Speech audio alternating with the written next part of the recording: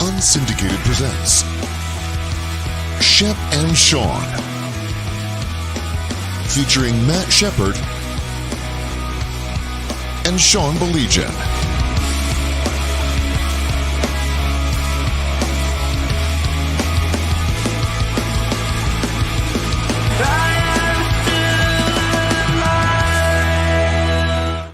He's Shep. I'm Sean. How you doing, pal?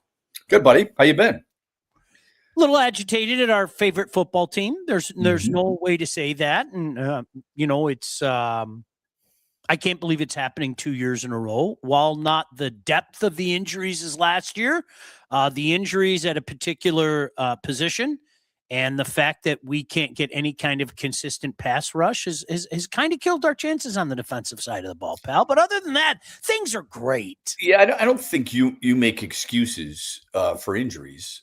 I think a lot of people have, and I hope nobody latches onto that narrative considering what San Francisco has gone through. Right. Okay. When you lose guys who are like Warner and Bosa, Purdy for a period of time, they traded Samuel. You've lost Ayuk. I mean, you've lost Kittle for a period of time, McCaffrey for a short period of time as well. Come on, man. I mean, if they can get 10 wins so far and probably have at least 11, I don't know, man. I'm not buying it. If the Chargers can lose both their tackles, both starting of the right and left tackle, and still do what they've done so far, I get a little tired of, woe is us with the whole injuries to the secondary, especially since when they beat Tampa with that same secondary, everybody was glorifying Calvin Shepard, the defensive coordinator. Hi, Tom. Thanks for joining us. So that's my frustration a little bit. I would ask you this. Of losing in the NFC Championship game in San Francisco 2 years ago, upset by Washington last year, and the performance this year, which has surprised you, which has frustrated you, and which has made you start to question this team or its direction? That is very, very easy. Last year was a dagger for me personally, and Shep, I think there are injuries, and then what the Lions dealt with last year. I'll never forget that bar graph that had everybody else's injuries here, and then it was there. Like I threw up in my mouth. This year is making me question. There's no doubt about that. Yeah. And I know everybody's going the whole "we're good" thing. Shep, here's the problem, and people gave me a lot of heat yesterday because I said on the pregame show, I really like Aiden Hutchinson. I think that Aiden Hutchinson is a very good player. I need more from Aiden Hutchinson. Absolutely. You would have thought that I honestly, I said, trade him. He's a bum. He's terrible. People lost their mind. And I said, hey, listen, with what's going on in the secondary, okay? Your best pass defense could be getting after the quarterback. And Shep, I'm going to use the word. You're right, by the way. You're 100% right. Yeah. Well, I'm going to regret this, but I'm going to say the simpletons out there said, oh, you're dumb. He's being doubled and tripled team every game. And I said, well, I don't know if you know this. Myles Garrett never gets doubled or triple team. Or Micah Parsons. Micah Parsons, never. I have not seen one time where there were two or three. And it's just like, listen to yourselves talk. But Shep, I get it. He's a local guy. He's a Divine Child guy. He's a Michigan guy. And I will say again, it's not like I'm bashing him. Okay. No, I think you're right. He's a very good player. We need more out of him, period. I don't disagree with you at all. The only thing I would add to that, because I think you're right, 9.5 sacks. He's getting paid to have more than that. Yep. Where's Aleem McNeil? Yep. Where's Tyleik Williams? Where's DJ Reader? Where's Marcus Davenport?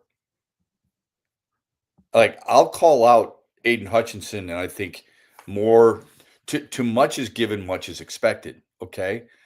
Aleem McNeil's a top 5 defensive tackle being paid. Tyleik Williams is a first-round pick. DJ Reader was a key free agent. Marcus Davenport was the guy that Brad Holmes and Dan Campbell felt like, look, this is what we're going to hang our hat on. We're good.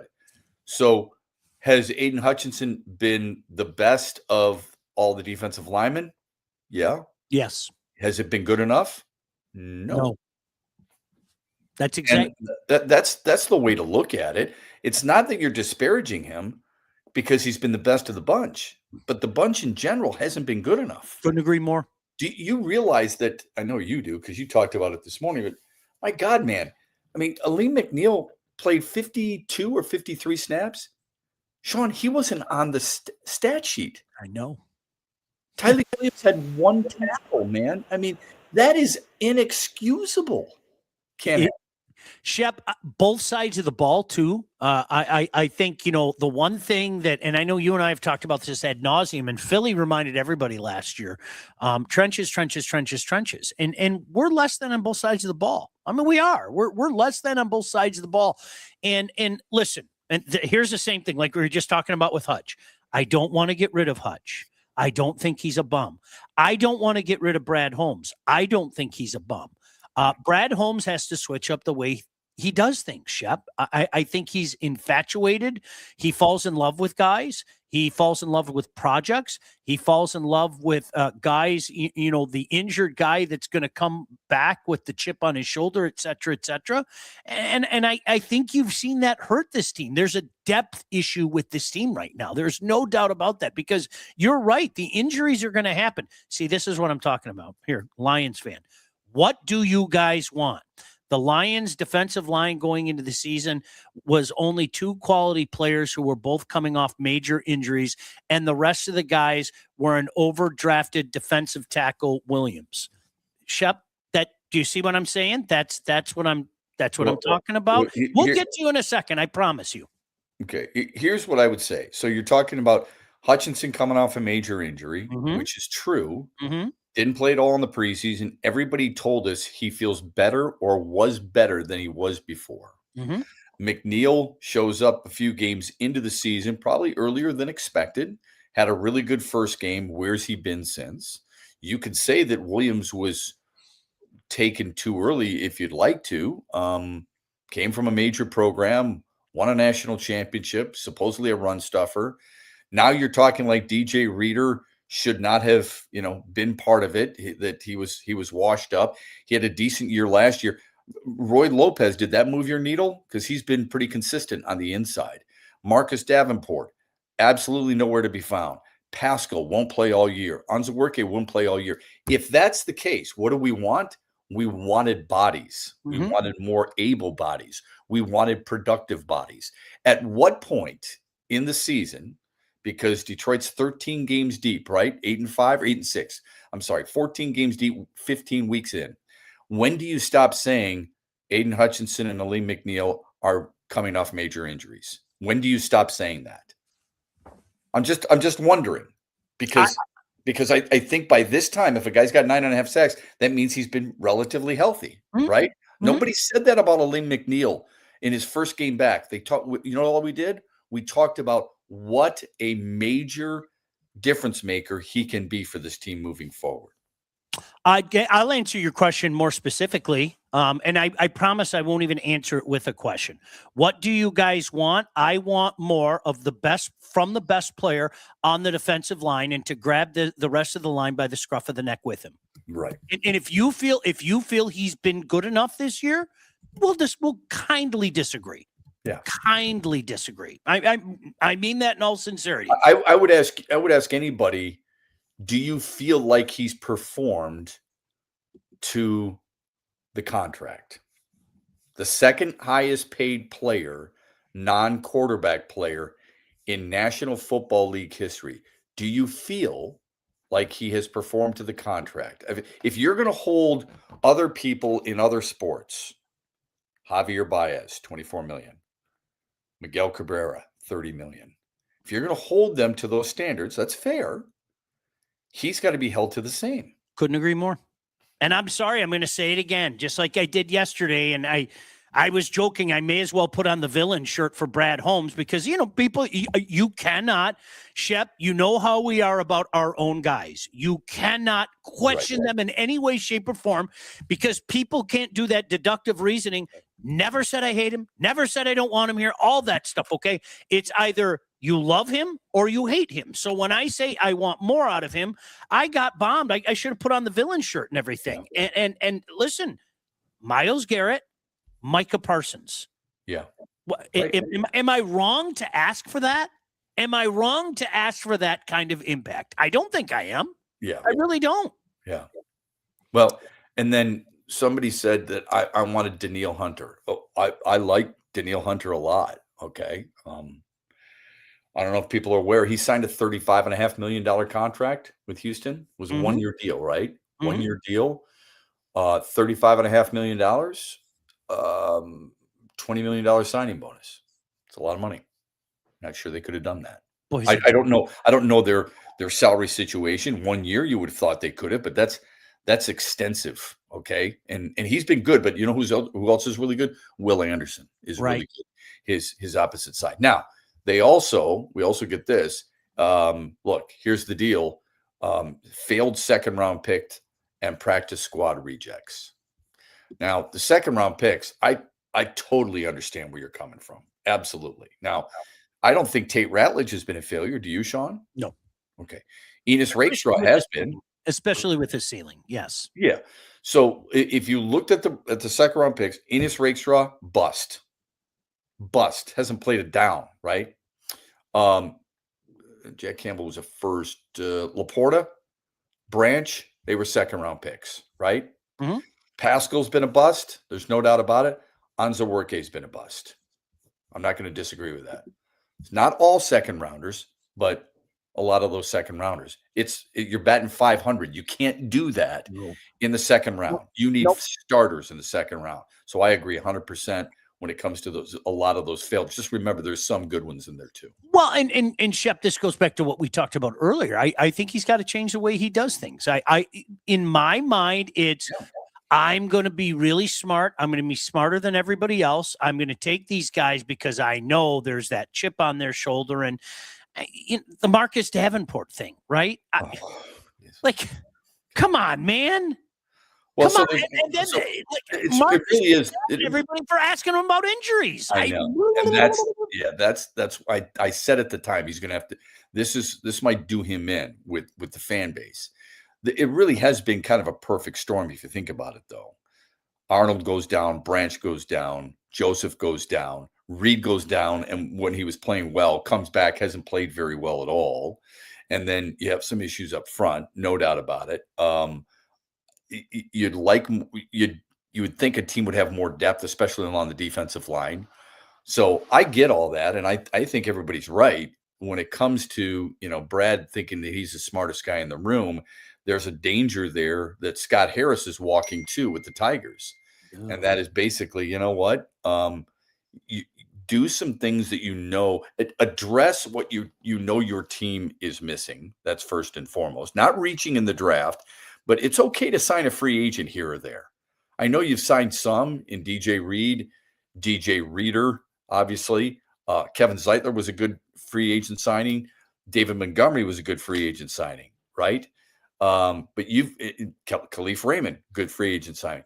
You've got to, if you're going to trade for certain guys, Isaac Tesla, why in the world is he not been good enough to have more targets? He had one target on Sunday.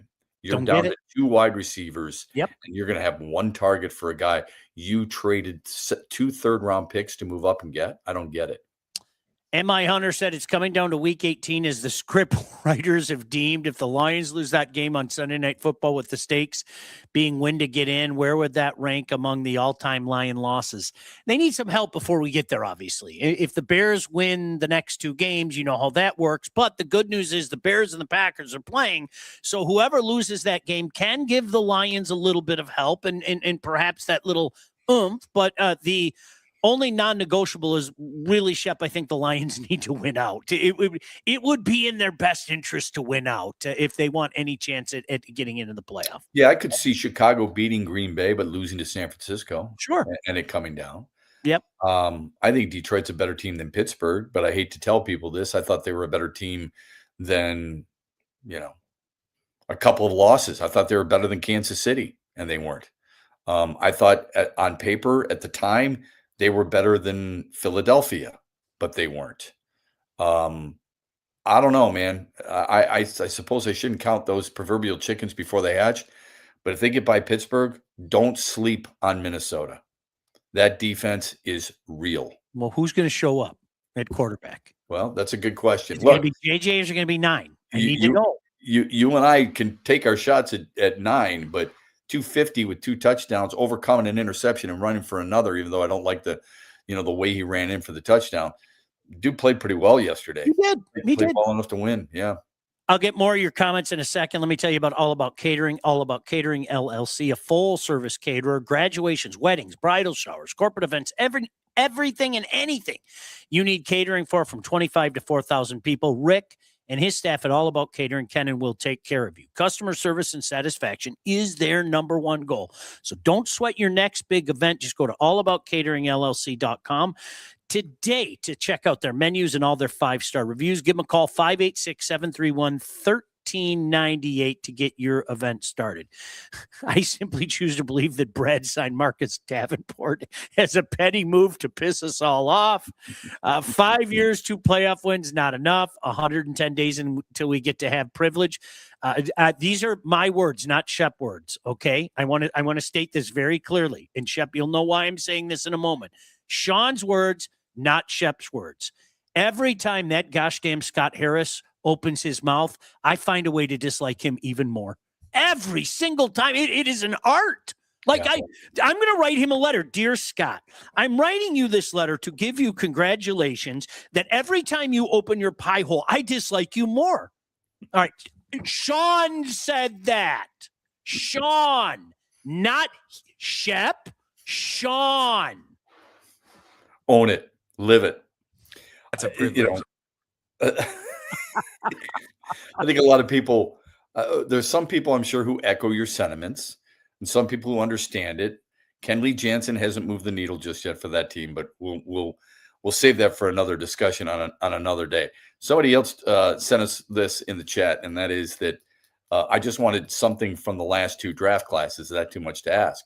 I don't think it is. Tyleik Williams has started. It hasn't really done much like you expected. I think Tate Ratledge has been pretty good, Sean, don't you? Yeah. Tesla can't throw himself the football. Miles Frazier was injured, and when he did play, you could see why they liked him.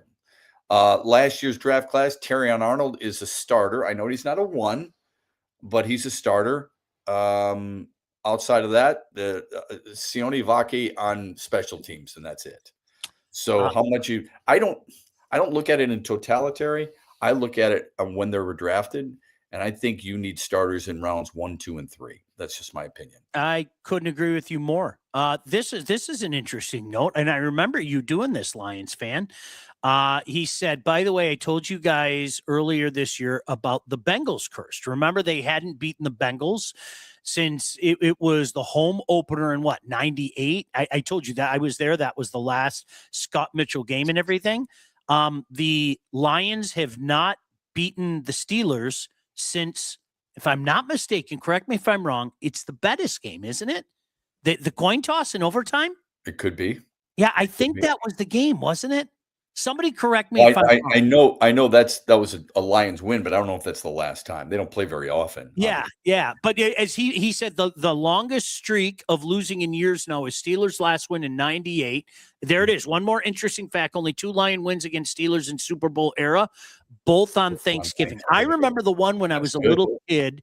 Didn't they beat him like 45-3 or something? Like as Shep, those ones as a little kid, you remember that stuff. I have no clue on this. Because you're a little kid and you're not used. The Lions beat somebody 45-3. You think, come on, you're not used to that. You sure it was Washington beating the Lions 45-3. That was blank. To play devil's advocate, Scott Harris is handcuffed by ownership. Okay, can I just ask a quick question on that? Yes. And I'm not in the habit of sticking up for Chris Ilitch by any stretch. Okay. Mm-hmm. Do we know that? I'm just asking. I think it's an okay question to ask. I think it's a fair question. How do we know that when he has spent $24 million a year on Javier Baez, $22 million on Gleyber Torres? What is it we think when you say he's handcuffed? That would tell me that they're unwilling to spend. Now, they're not willing. Didn't they offer Alex Bregman $176 million? You know my feelings on that, but I know. I'm just saying. That's what's reported. If you're going to look at what's been reported or what's rumored and what fans believe, it's all well. Then what is it you think he's been handcuffed when he's reportedly offered those kinds of money? And Alex Bregman's representative said, "Look, we were really close." Bregman said it in an interview. Now they may just be placating. You can assume that, or you can yuck that up a little bit, but that's all we have to go on right now because I'm not part of Alex Bregman's camp, and neither is it. How is that being handcuffed? Can you explain that to me? I think, you know what I think is interesting, Shep? The franchise that out of this side of their mouth says we don't talk about deals. When it's convenient for them, they can whisper out of that side of their mouth to certain people. That's not unique, though. That's absolutely. But it's kind of funny how that works itself out. I am going to hold Scott Harris accountable for literally making this baseball team a first-place baseball team that looked like they were probably going to run away from this division. With this division, I'm going to hold him personally responsible for literally making the team worse this past trade deadline. Mm-hmm. And as far as I'm concerned, for 3 trade deadlines, he's miserably failed in 2 of them. Agreed. One man's opinion. That's what I don't know how you can debate that, quite honestly. Yeah. How can you debate that? Who's gonna argue that with you? I believe what he says, and Scott Harris says some eye-openingly dumb stuff. We'll spend when we're close, then we can't block guys. I don't think he has permission to get. You know what? That's an excellent point by Todd. That is so true. That you talk about talking out of both sides of your mouth. We're going to spend, and now you don't want to block guys because you better hope that Kevin McConnell is all that Bryce Rayner is all that, Max Clark, who recently got married, is all that. Rosinio, I want them all, Shep. They're all going to work. Every one of them.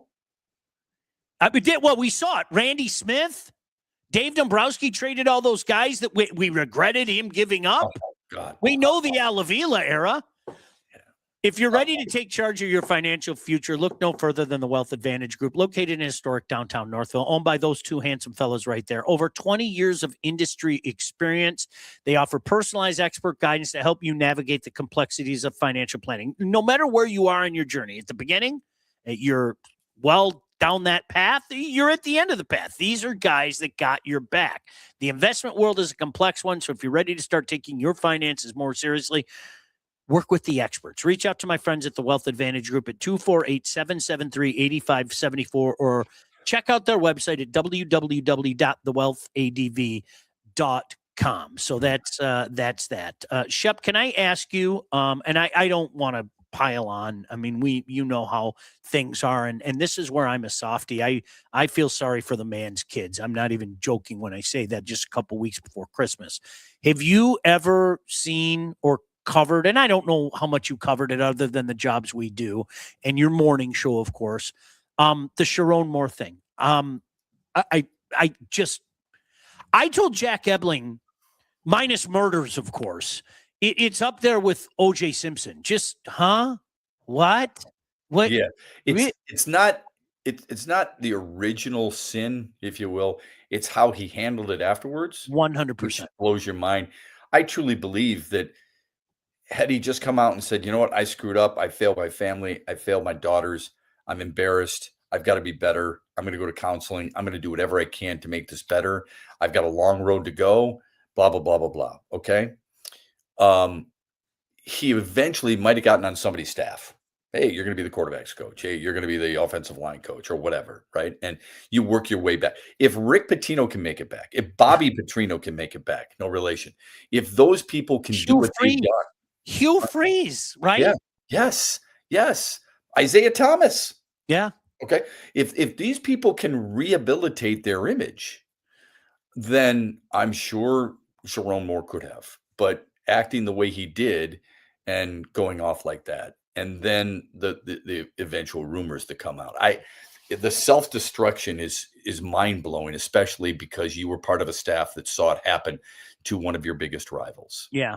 And don't tell me there wasn't a situation where guys got together and said, what was he thinking? And you had to have been part of those conversations. You know that, Sean. All that stuff happens. It's a mess over there. And it does need a full cleansing without question. And it's really too bad that a program or a department can do so much damage without any oversight. So, as we all know, an athletic director brings him and the alleged woman who was part of this and says, did anything happen? They both deny it. Oh, okay. Well, I don't expect an AD to be around the building every day. And I sure don't expect coaches to be able to oversee, hundreds of people within their football department. But a head coach, and if as many people say they had an idea of what was going on, and you're not picking up those vibes as a leader, there's a little bit of a problem there. You always have to ask yourself this, Shep. I mean, it's just the reality, the situation. And I think the same thing could be said up at Michigan State. You heard things. Okay, you did. You heard things. When you don't win to the level that you're expected to win, it's amazing how the things you hear happen to find their way out. It really is. I've always been amazed at that. And I have to openly ask myself, and I don't know the answer to it, if you're talking about coaches that are winning at the elite or even close to elite level, how much of this stuff gets out?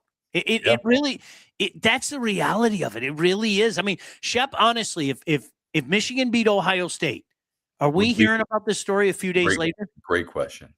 I don't know. We heard about it, Sean. We've heard about it with Lane Kiffin, and he gets rewarded for it. Oh, 100%. I get tired. I had this debate with somebody on the Woodward sports team the other day.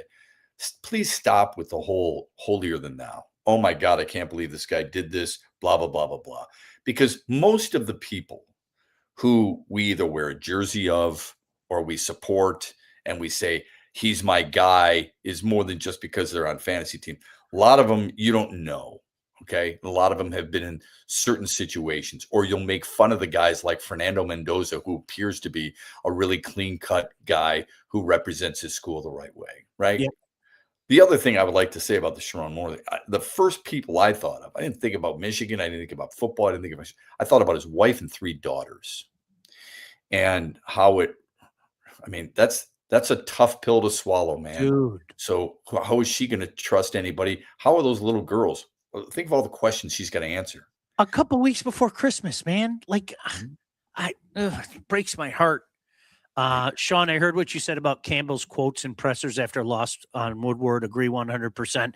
Major keep chopping vibes. Refresh us for us. Shep, I literally said we were playing some of his comments, and I said I'm having flashbacks. I've sat in many of those pressers as you have, and I heard, for example, John Joseph Harrington talk about it's a learning process, and I would find myself pulling my head out of my hair, because after 2 years, it's like, well, when do the classes end? I want the classes to end. Since you're not really picking up the lesson, because the classes end and we start winning. And Dan is at that point in time, Shep, after 2 months now of loss, win, loss, win, loss, win. And I brought the quote up with it. I said, Denny Green said it at some point you have to sit back and say you are what your record indicates. Right. And I think in the last 2 months, months, not now, when is it? This has been a 500 team, and it's into old bit territory now, right? In my mind, it's and I understand it's an unenviable position, but it's the same stuff. And what could he say? I know he's got to say something, because they have to address the media. And I also sit back and I openly acknowledge that, but it's old bit theater to me now. Yeah. Hey, we're back. No, we're not. Yes, we are. No, we're not. Yes, we are. Yes, no, we're not. Right. Yeah. You know what else is old bit is all the speeches in the locker room afterwards. Stop it. Ben Johnson saying whatever. Who's got it better than us or whatever. Stop it. Yeah, I agree. All right. One last thing before we get out of here. When it's time to get yourself a new house, whether you're buying, you're selling, oftentimes at the same time, you need to contact the right agent. Who do we recommend? Well, this lady right here, Lindsay Broadwell. Your house is probably the biggest investment that you will ever make, and that's why you need a pro. Lindsay grew up on you got three like Sean. Northville and has expanded her team all over Southeast Michigan. She cannot plant the money trees for you, but she can find a nice yard for you to plant your money trees. My daughter's home. I'm just handing out money left and right. She's an expert in all facets of the business, and when it's time to move, our friend Lindsay and her team will make sure you get the most out of your house and everything goes smoothly when finding your new home. Buyer, seller, even first-time buyer. Doesn't matter. Make sure you contact Lindsay at BroadwellHomes.com. She'll help you with everything from start to close. Licensed realtor at Real Broker LLC. Start your search today at BroadwellHomes.com. Shep, I don't know what age it happens, and I'm sure it happened with all your kids, where they just fall in love with money. And Lauren never used to be one of those people. And I'm on my third plasma donation of the past week. I know it's not good for me. I know it's you got it. You've got the money, so it doesn't matter. I mean, because of all the jobs you work. Here we go. Oh, Shep, I'm just happy, just relaxing. And meanwhile, I call Sean. Yeah, hey, listen, I'm running into something. Can I get back to you? Call him again. Yeah, listen, I'm just finishing something up. Can I call you back? Come on, give me a break. Hey, Tom, Merry Christmas to you, Tom. Yes, Merry Christmas to all you guys. Shep, you want to do? Can you do next Monday? The 22nd? Can you do that? The 22nd, I will be doing the Game Above Sports Bowl dinner at Henry Ford Museum. And we will have Calvin Johnson and Corey Schlesinger on stage to talk, Ram Man, answer questions about from Central Michigan players and from Northwestern players. Ram Man. Are you doing the game? Am I allowed to ask that? Are you doing the Game Above game? I wish I was doing the game. I'm not. ESPN does those games. They have not chosen yours truly to call any games yet. We got to talk to somebody about that. I mean, really I have, but I don't have much influence. How about an audio broadcast? Is it possible to do an audio broadcast? Yeah, I think somebody does carry the game. I just don't know who does it. What a shame. Yeah. God bless you. All right. Well, I won't see you. Well, I'll probably see you or talk. Yeah, I'll see you.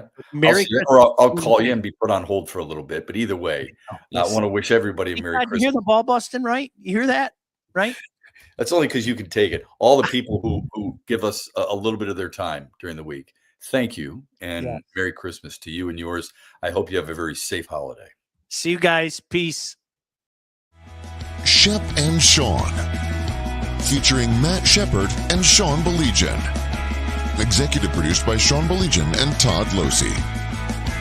Theme song, incidental music, and related sound effects are from Still Alive by Anti-Ghost.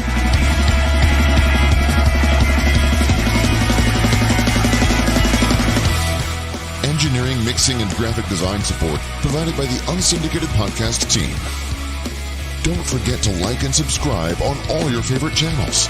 While you're there, be sure to rate and review the podcast. Call the Unsyndicated hotline at 248-237-3257.